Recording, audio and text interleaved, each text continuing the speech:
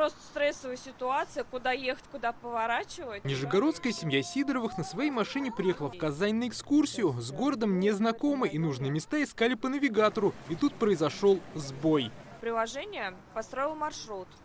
То есть мы стояли на улице за автобусом и показывало то, что нам сейчас надо налево поворачивать. Но проходит вот какие-то буквально 30 секунд, и сразу маршрут говорит, что вам только через 100 метров надо налево повернуть или через 150. Мы, естественно, стоим в панике. Мы на дороге, город неизвестный. Казань-то знаю хорошо. Странности навигации в эти дни обнаружил и казанский таксист Наиль Шейхутдинов. Вот чтобы заехать туда, он круговую в некоторых местах ведет. Я знаю прямо, куда ехать-то. Как рассказывают казанцы, интернет-карты позабавили множеством курьезов местоопределения. В эти дни с сбоем с GPS я сталкивался, когда вот ездил на учебу. Мне показывал, что я нахожусь посередине Волги. Я была на автобусной остановке, а показывала, что я в лесу нахожусь. Сегодня все работает. Вот я должен отправляться с суммы 10.01. Когда сбой был, просто написано было система ГЛОНАСС. Как говорят, в маршрутных автобусах отключились их ГЛОНАСС-навигаторы, поэтому неправильная информация транслировалась на табло остановок.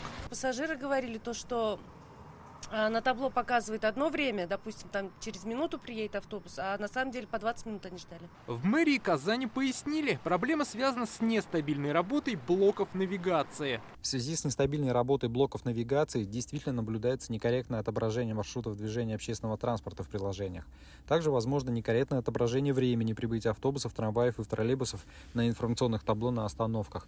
Проблема есть, но она не на стороне комитета по транспорту. С аналогичными проблемами сталкиваются многие водители Казани, использующие систему навигации. GPS – это аббревиатура английского понятия, означающего систему глобального позиционирования. Сигнал отправляет спутник. Что за сбой произошел в Казани, мы попросили прояснить Минцифры Республики. Здесь сообщили, этот вопрос не комментируем. Мы обратились к экспертам в этой сфере. GPS-датчик измеряет расстояние от телефона до спутника и тем самым выдает координаты, где находится человек со своим смартфоном.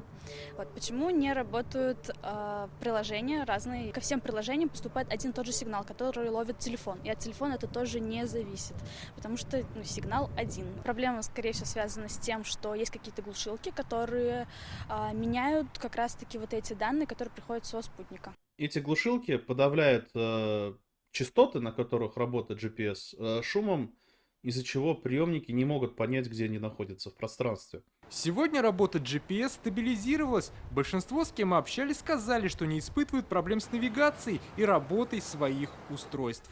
Дмитрий Айригин, Рамзиль Гарипов, ТНВ, Казань.